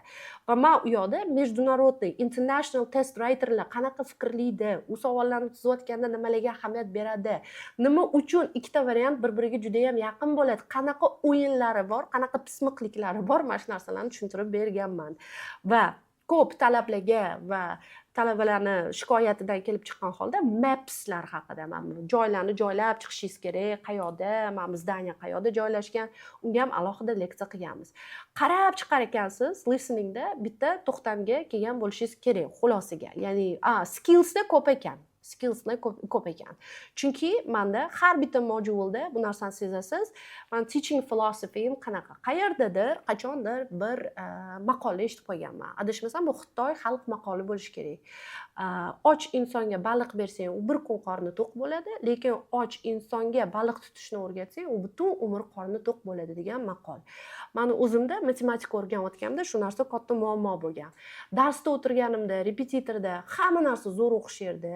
O'sha formulalarni qo'yib, hammasini qilardim. Ustoz hatto maqtardi, lekin uyga kelgandan keyin daftarni ochganimdan keyin hammasi как будто tushda bo'lgan, lekin miyamdan chiqib ketardi va bu narsa menga juda ham alam qilardi. Ya'ni sizga mana formulani berib qo'ydi, siz bordingiz, lekin fikrlash zanjiri sizda tuzilmagan. Agar men bunaqa qilsa, bunaqa bo'ladi. Bunaqa bo'lsa, men bunaqa oqibatga olib keladi. Agar men bunaqa harakat qiladigan bo'lsam, bu yo'lda harakat qiladigan bo'lsang, senda men bunaqa oqibat bo'ladi degan zanjir, kognitiv zanjir miyada bo'lmagandan keyin talaba agar qo'lidan o'sha formulani olib qo'ysa, u qanaqa ishlashini tushunmasa, uni rekonstrukt qila olmaydi. Va meni eng katta og'rig'im o'z talaba sifatida, ustoz sifatida nima uchun talabalar keladi? Siz bilan qilsak hammasi o'xshaydi-da. Uyga borib qilsak o'xshamaydi degan muammoni yechish bo'lgan. Shuning uchun ham biz har doim skillslarga tayangan holda har bitta modulga approach qilganmiz. Siz hozirda ekranni to'xtatib, listening moduledan nima olaman deb o'ylasangiz, to'xtatib bemalol modul 1 natijasi bilan tanishib chiqishingiz mumkin. Natijada siz 1 dan 2,5 ballgacha va bu narsani ham osmondan olmaganmiz. Bizda kursda eng maksimal o'sish balli listeningda 6 dan 8,5 gacha bo'lgan 1 oy ichida. Sizga aytilmaganmi, mana bu yoqda modullardan tashqari bizda bonus texnikalar ham bo'ladi. Jonli darslarda bu narsalar o'rgatiladi. O'sha narsalar bilan ham tanishtiramiz va bu 1 oyda bo'lgan natija bo'lgan va talabamiz ham o'zi tushuntirib bergan. Studentlarning ham istoriyasini o'qish menimcha is going to be a very good motivation for you. Module number 2, reading skills. U yerda ham mana tanqidiy fikrlash haqida ko'p gapiramiz. Yoki readingda xatolarni analiz qilish kerak ekan degan narsani ko'p eshitamiz. Lekin qanaqa qilib analiz qilinadi? Tanqidiy fikrlash readingda u qanaqa yordam beradi? Qaysi turlarida, savol turlarida yordam beradi? Mana shu savollar bilan approach qilganman bu lectureda. Va readingda bizda ba'zi bir sourcelarga qaraganda 14 ta, ba'zilariga qaraganda 15 ta types of questions da bor. Va har bir savolni turiga har xil metod kerak ekan degan tushuncha aslida noto'g'ri tushuncha hisoblanadi. Va savollarni turiga qarab turib texnika tanlash bu narsani to'g'ri gruppaga qo'yishga juda ham bog'liq. Va u gruppalar qanday gruppalar bo'ladi? Qanaqa mindsetdan kelib chiqqan holda unaqa savollarni turi 14 ta savollar turi grouping qilinadi? Qanaqa texnika har bir gruppadagi savollarga ishlatish kerak? Qanday qilsak biz 1 soatda 3 ta passagega va 40 ta savolga ulguramiz? True, false, not given, yes, no, not given turdagi savollarning farqi, yes, no, not given qanaqa qilib true, false, not given dan yechish yo'li bo'yicha farq qiladi. Mana shu hammasi sizda reading bo'yicha darsliklarda tushuntiriladi. Natijada nima bo'ladi? Siz readingdan yuqori ball olishga to'sqinlik qilayotgan xatolarni yaxshiroq anglaysiz va bartaraf qilasiz. Tahlil qilishni o'rganasiz xatolaringizni va boya aytganimdek, ustozsiz ham o'zingiz ertaga kurs tugagandan keyin, mabodo 2 oydan keyin IELTS ga kirmasangiz, 4 oydan keyin kirmoqchisiz, sizga self study plan beraman. Oxirida grand consolidationda o'sha plan bo'yicha readinglar qildingiz. Endi ustoz yo'q-ku so'raydigan. Biz sizga baliq tutishni o'rgatganmiz. Qanaqa tahlil qilishni o'rgatganmiz. Tanqidiy fikrlashni qanaqa readingda apply qilasiz tushuntirganmiz. Sizga ustoz ham uje kerak emas bo'ladi. Bu narsani mustaqil ravishda ham qila olasiz. Eng katta module bizda writing module hisoblanadi, chunki bunga sabab bizda ham task 1 bor, task 2 bor. Yana aytganimdek, hammasini sizga hozir o'qib tushuntira olmayman, juda ham ko'p vaqt ketadi. Bemalol ekranni to'xtatib, modulni ichidagi leksiyalar bilan tanishib chiqishingiz mumkin. Nima uchun masalan overview ga ko'p vaqt ajratilyapti, overall sentence aslida nima uchun biz key featurelarni highlight qilishimiz kerak, qanaqa qilib key featurelar tanlaniladi, bizga muhim deb o'ylagan narsamiz key feature bo'lib chiqmasligi mumkin. Key featureni biz aytmadik, highlight qilmadik, overall sentence yoki paragraph bermadik degani biz hatto 6 ball ham ola olmaymiz degani. 7 haqida o'ylamasa ham bo'ladi. Hatto 6 ola olmaymiz degani. Mana shu narsani task 1 ni ichidan ko'rib chiqamiz. Task 2 da ham masalan men darslarni ko'p o'ylaganman. Qanaqa qilib tushuntirsam studentlar overwhelmed bo'lmaydi. Mana qaranglar, opinion essay bor, discussion essay bor, essaylarni turi bo'yicha o'rgatib ketadigan bo'lsam, tam bu narsani ketib tugamaydi. Uni o'rniga qanaqangi skillslar borki, любой там academic writing oladigan bo'lsangiz, любой turdagi academic writingni olsangiz, uni ichida qanaqangi qismlar bo'ladi, qanaqa elementlar bo'ladi va u elementlarning kriteriylari qanday? Key elements, understanding key elements darsida mana va yana bitta qiziq narsa bo'lgan, men feedback beraman. IELTS Pro'da masalan aytibman, tezisingiz ustida ishlashingiz kerak, chunki tezisda aniqlik yetishmayapti, shunaqa. Talaba men tezis statement degan gapimni aslida qaysi qismiga, writingda qaysi qismiga apply qilishni ham bilmayapti. Keyin aytganman, demak, darsni birinchi navbatda mana shu key element, mana shu taom qanaqa masalliqlardan, qanaqa ingredientslardan iboratligini tushuntirish orqali approach qilish kerak ekan. Chunki ikkalamiz bitta tilda gapirishimiz kerak degan mindset was my first thought after I understood that mistake. So, modul natijalari har xil turdagi asosiy xususiyatlarni aniqlashni o'rganasiz. Har xil turdagi essaylarga dynamic graph bo'ladimi, static graph bo'ladimi, diagrams bo'ladimi. So, you will learn how to write for each type of graph. Reportlarni yozishni o'rganamiz. Asosiy turdagi essaylarni ko'rib chiqamiz, ularni farqlashni tushunamiz va eng muhimi key elementslari nima, key elementslarni to'g'ri 7lik yozish uchun nimalar qilishimiz kerak ko'rib chiqamiz. Mana men bunaqada ham ko'rishingiz mumkin. Mana o'zimda mana narsani berilgan instruction bo'yicha qilgan paytim bo'lgan, eksperimentlar qilmasdan sizga hozir taqdim etgan IELTS ballim bu meni eng oxirgi olgan IELTS dagi rezultim hisoblanadi. Eng katta ball menda IELTS writingdan 8 chiqqan. Prosta nima qilganman? Tupa nima qilish kerak bo'lsa, o'sha narsani checklistini olganman va qilinishi kerak bo'lgan hamma vazifalarni bajarib chiqqanman. Eksperiment qilishni boshlaganimda, kimdandir eshitib qo'yganman, ko'proq essayda so'z yozsa, kattaroq ball olar ekan, ishonib ishoning. Men IELTSga 9 marta kirgan bo'lsam, IELTS imtihonida hamma eshitgan o'sha voy men bunaqa qilsam bunaqa bo'lar ekan, bunaqa qilsam bunaqa bo'lar ekan. Ya'ni har safar kirganimga sabab magistraturaga ketayotganim, PhDga topshirayotganim bo'lmagan, balki eshitgan o'sha g'iybatlarimni, eshitgan teoriyalarimni imtihonda rostdan ham sinab ko'rish bo'lgan. Hech narsani sinamasdan qo'limga berilgan instruksiya bo'yicha qilganimda menda 8 rating chiqqan va bu 8 rating result faqatgina menda emas, talabalarimda ham bir necha marta bo'lgan. Ya'ni siz Amerikani ixtiro qilmang. Sizni qo'lingizga tayyor checklist beriladi, key elementslar nimaligi tushuntiriladi va o'sha road map bo'yicha yursangiz, aniq 7 va undan yuqori ball olasiz. Tam 400 ta so'z yozsa taskiga katta bo'lar ekan, men tekshirdim. Unaqa emas ekan. Bo'lsa aytgan bo'lardim. Va oxirgi modulimiz, 4 ta основной modulimizda oxirgisi bu speaking module hisoblanadi. Va siz bu darsning oxirida o'sha moduldagi darslardan olasiz. Difference between good and bad answers. Bu uzun lecture hisoblanadi. Bundle degan texnika bor, talabalarimning sevimli texnikasi. Bu sizga taxminan 55 ta savol cue card aylanadi. Har safar imtihonga kirganingizda part 2da 55 ta mavzu aylanadi. Siz endi tabiiy holki 55 ta mavzuga yodlashish shart emas, naborot yodlamasligingiz kerak, tayinlanib ulgurmasligingiz ham mumkin.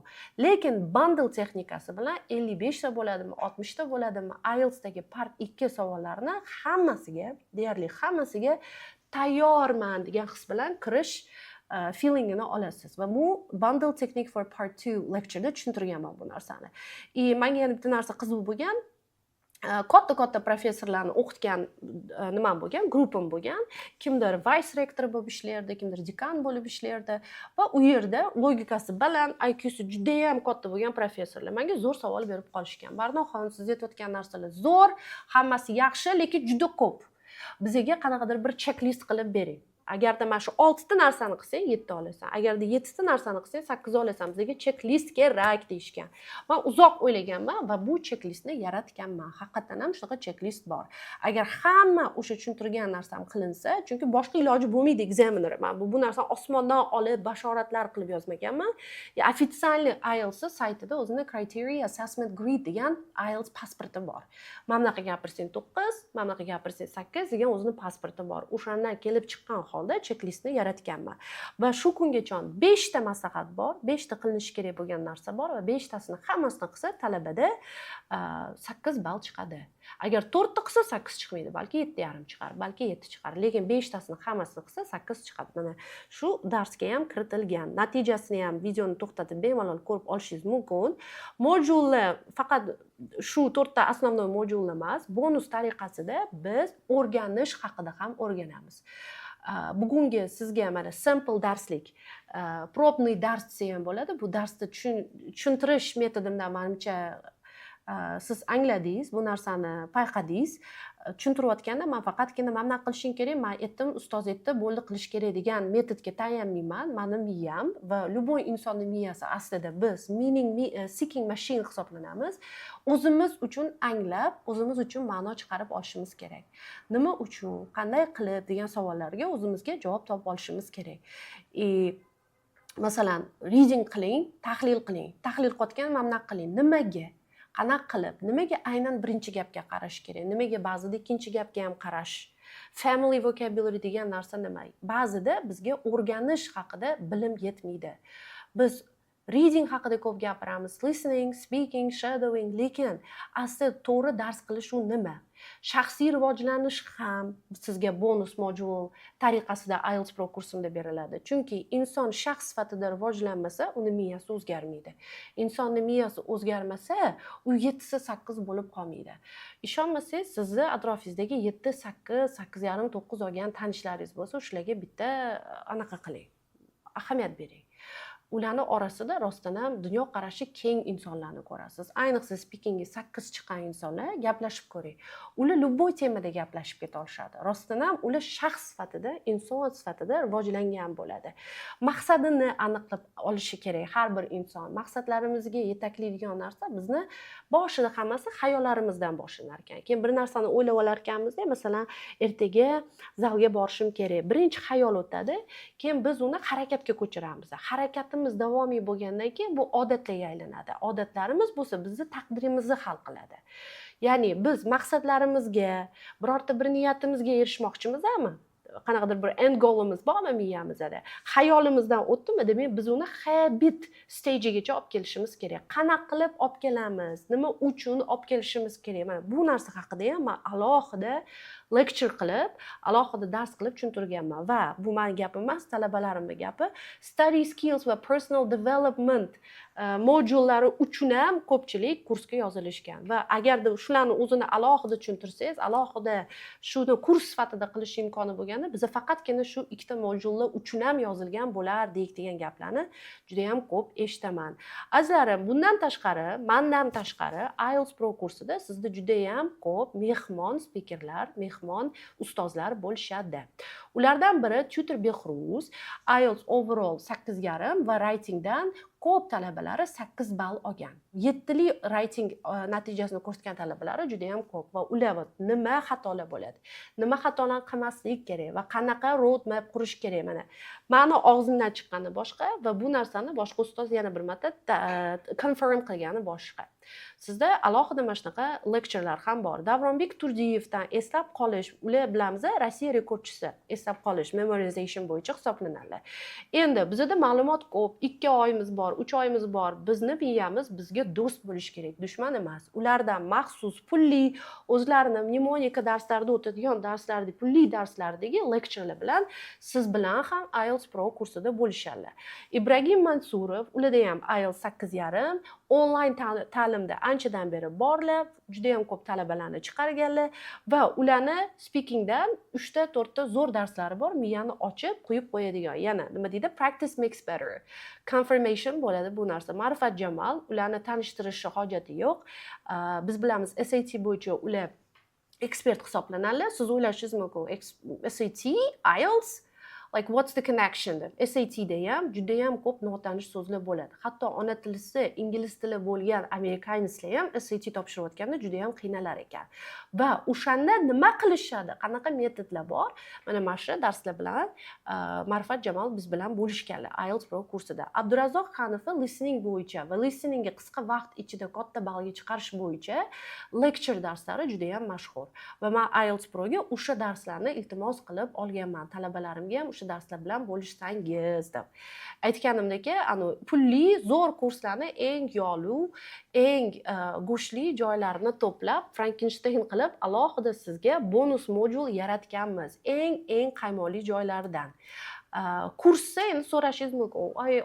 Onlayn kursi ko'p. Barnopa. Sizni onlayn kursingiz qanaqa qilib farq qiladi? Birinchisi, masalan, men filosofiyamni tushuntirdim, falsafamni. Ustozsiz ham keyin o'zingiz tayyorlanganingizda anglash orqali, prosta robotga o'xshab emasda tushunib, tahlil qilish orqali o'zingiz ham o'zingizni natijaga olib chiqa olasiz, o'zingizga o'zingiz ham ustoz bo'la olasiz. Undan tashqari bizda mana IELTS Pro Procoin sistemasi bor. Procoin sistemasi bu gamifikatsiya hisoblanadi. Sizni bu butun boshli tizim, guys. Bu faqatgina o'quv dasturi emas, balki butun boshli tizim. Biz 2 yildan beri onlayn talabalarni tayyorlab kelar ekanmiz. Mana taxminan 4000 ga yaqin talabani shu kungacha tayyorladik. Mana shu structure bo'yicha. Endi qayerdadir to'g'ri yo'l qilganmiz, qayerdadir to'g'irlash kerak bo'lgan va biz angladik, bolalarni rag'batlantirib turish orqali bu neyrobiologiyada ham bor. Inson ikkita narsa tufayli harakatga kelar ekan. Birinchisi qo'rquv, punishment bor, adasidan gap eshitadi ertaga pasval olgani uchun, oyisi yaxshilab urishib beradi. Ikkinchisi bu rag'bat, qanaqadir price bor. Inson bir nima tomon chopadi yo bir nimadan qochadi. Va shu filosofiyani tatbiq etgan holda, apply qilgan holda biz Procoin sistemasini o'ylab chiqamiz. Ya'ni siz tangalar yig'asiz. U ish qildingizmi, sizga Procoin beriladi. Jonli darslarda qatnashdingizmi, mana platformadagi darslardan tashqari sizda jonli darslar ham bo'ladi. Jonli darslarda qatnashdingizmi, aktiv bo'ldingizmi, hammasiga siz coinlar yig'asiz va coinlaringizni har xil sovg'alarga almashish imkoniyati bo'ladi. Men o'zim study pack qilaman, o'zim sevgan kitoblar, o'zim tuzgan maxsus daftar bor. Vocabularyni yodlashni optimizatsiya qiladigan daftar bor. U daftar bo'ladi. Mana shunaqa study pack almashingiz mumkin, offline bo'ladigan master klasslarga almashingiz mumkin va eng katta sovg'a biz 10 ta Procoin eng ko'p yiqqan talabalarga 10 tasiga bepul IELTS topshirish voucherini beramiz va siz o'zingizni coiningizni bepul IELTS topshirishga almashtirishingiz mumkin. keyingi o'ziga xosligi va boshqalardan ustun jihati bu kuchli nazorat borligi. Boya aytganimdek, biz ham sizni rag'batlantiramiz, ham punishment ham bor. Nazorat nima uchun kerak? Baribir bizda kimgadir report qilib turishga bo'lgan ehtiyoj bor. Mana bugun 2 kilo ozdim, mana bugun zalga bordim, mana shu narsa bilan bo'lishimiz keladi. Qilmasak, chunki podsoznательно nima xohlaymiz? Biz ham to'g'ri yo'lga qaytarib turishligini xohlaymiz. Va bizda maxsus politseyskiylar bor. Biz ularni kuratorlar deymiz. Politseyskiylar siz dars o'tkazib yordingiz, kirmadingiz, hol ahvol so'rashadi. Like what happened? Like you didn't participate in the class. Nima bo'ldi? Darsga kirmadingiz. 3 marta kirmaganingizdan keyin siz уже nazoratdan chiqarib uncontrolled groupga o'tkazilasiz va bu sizni anaqangiz bilan bo'ladi, confirmationingiz bilan bo'ladi. Ya'ni politseyskiyning vazifasi xuddi policeman bo'lib, tepangizda nima bo'ldi, nima qo'ydi, o'sha ishingizni nimaga kech topshirdingiz yoki o'sha ishingizni nima uchun topshirmadingiz va kursni boshida siz oyingizni yoki adingizni ba'zida married bo'lgan couplelar they also share with your husband or wife's number. Agar men shuni qilmasam xotinimga aytib bering. Shuni qilmasam erimga aytib berasiz degan. Ya'ni sizga mas'ul bo'lgan inson bilan ham bo'lishasiz. No, bu уже oxirgi measure hisoblanadi. Oxirgi chora hisoblanadi. Ya'ni sizgacha dasturchasiz qila olmadik va endi external pressure ni ishlatishga to'g'ri keladi degani. No, ko'p holatlarda bizda shu vaziyatgacha bormaydi. Talabalar уже anglaydi, aytgandagi psixologik elementlar ham aralashgan. Anglash orqali menga o'zi bu narsa nima kerak degan narsa bilan yondashgandan keyin talabaga уже ortiqcha motivatsiya kerak emas. Chunki siz shu motivatsiya knopkasini yoqishni o'rgangan bo'lasiz. Endi kurs ichidagi tizim, masalan, seshanba, payshanba, shanba kunlari maska dars o'taman. Yana bitta narsa muhim, darslar haftada 5 marta, ba'zi haftalarda bo'lsa 6 marta bo'ladi. Sizda har bitta inson bilan, har bitta talaba bilan 3 ta inson ishlaydi. 3 ta inson ishlaydi. Undan tashqari bonus tariqasida sizda speaking club, writing klublari ham bor. Speaking clubni mana oxirgi IELTS Pro'da bizda speaking monsterimiz borlar. Biz ularni Superman deymiz, Mr. Rashod. 3 soatlab, masalan, 8 da kiraman, speaking club boshlangan bo'ladi. 12 da I go to bed and I still see people are answering questions and they are participating in a speaking club. Ya'ni shunchalik jonini fido qiladigan ustozlardan tashkil topgan komandam borligidan juda ham faxrlanaman. O'quv dasturi bilan sizlarni tanishtirib chiqdim. Bonus modullar bilan ham tushuntirdim. Kursda o'rganadigan narsalarimiz juda ham ko'p. Hammasini bittada tushuntirib bera olmadim va eng muhimi menga birinchi ishonch bildirgan odamlarni har doim qo'limdan kelgancha rag'batlantirishga, motivate qilishga harakat qilaman. Va shu sababli hozirda mana videoni ko'rib, tushunib, bu tizim to'g'ri keladigan odamlar kursga yozilishga qaror qilishgan bo'lsa, ular uchun maxsus sovg'am bor. Hoziron ro'yxatdan o'tganlarga mana bu videoni pastida description qismida sizga ro'yxatdan o'tish uchun link qoldirilgan bo'ladi. O'shani ustiga bosib ro'yxatdan o'tasiz. Sizlarga bermoqchi bo'lgan bonus sovg'am bu qaysidir ma'noda xazina hisoblanadi. Treasure hisoblanadi. Chunki bizda общий 5 ta IELTS Speaking Pro marafoni bo'lgan va bu marafon masalan qiymati kamida 1,5 million turadi. Va ichidagi qiymat menimcha bebaho. Men uchun bu narsa bebaho hisoblanadi. Chunki 17 yil ichida o'sha aytganimdek checklistlar, hamma kerakli sizga speakingdan 8 olishga yordam beradigan iboralarning ro'yxati, logo metodi orqali sizga tushuntirib bergan hamma bugungi metod va texnikalarga tayangan holda yig'ilgan baza hisoblanadi. Bu bazani o'zidan foydalanib turib, bemalol speakingga kirib, agar hamma aytilgan narsalarni qiladigan bo'lsangiz, 8 ball olishingiz mumkin. 100 dan ortiq o'zimiz 8 plusli javoblarim ham bor va u yerdagi savollar hali ham aktual. Mana shu katta kanalimga qo'shilish dostupini sizlarga sovg'a qilmoqchiman. Xazina kanaliga dostupdan tashqari men sizlarga yana boshqa bonus tayyorlab qo'yganman. Biz bilamizki, IELTS ga 8 olishga tayyor bo'lgan talaba ham ba'zida borib imtihondan 7 yoki 6,5 ball olib chiqadi. Keyingi meni qiynagan pedagog sifatida meni qiynagan savol aynan shu bo'lgan. Nima uchun talabalar tayinlanadi, tayyorman deb kirishadi-da, lekin past ball olib chiqishadi. Yoki mock testlarda baland chiqadi, haqiqiy imtihonda past chiqadi. Nima uchun bu yo'lni hamma ham oxirigacha bosib qo'ya olmaydi kabi psixologik savollar. Va tushunib yetganmanki, faqatgina IELTS ni o'zini tushuntirib, IELTS dagi texnikalarni tushuntirib katta natija qilib bo'lmaydi. Bu yerda miya bilan ham ishlash kerak. Va sizlarga bonus tariqasida bugun kursga yozilishga decide qilgan, qaror qilgan talabalarga ikkinchi katta sovg'am bilan bo'lishmoqchiman. Bu ham bo'lsa psixologik kurs. U yerda biza diqqatni bir joyga yig'ish, diqqat o'zi nima uchun diqqatimizni yo'qotamiz, fokusni regain qilish haqida lecture bo'ladi.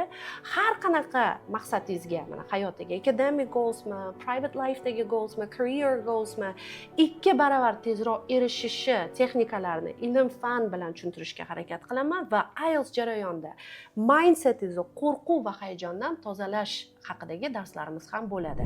Endi qarang, sizga mana berayotgan oxirgi 2 bonusimni o'zini oladigan bo'lsak, bularni bemalol olib, alohida psixologiya bo'yicha kurs qildim deb masalan sotishim mumkin edi, to'g'rimi? Psixologik kurs, agar IELTS ga tayinlayotgan bo'lsangiz, mana shu psixologik kursdan o'tishingiz kerak edi. Chunki biz уже allaqachon tushundik. Qo'rquv bu psixologik condition hisoblanadi. Va uni biz IELTS readinglarni, listeninglarni qilib yenga olmaymiz, to'g'rimi? Yoki men o'zi nima uchun IELTS ga tayinlanyapman, nima uchun men shu universitetga kirishim kerak, magistratura bosqichi menga nima kerak? Ya'ni psixologik maqsadlarini anglamagan inson u tomonga qarab yura olmaydi degani. Bu narsa alohida o'zi ham kurs bo'lishi mumkin edi.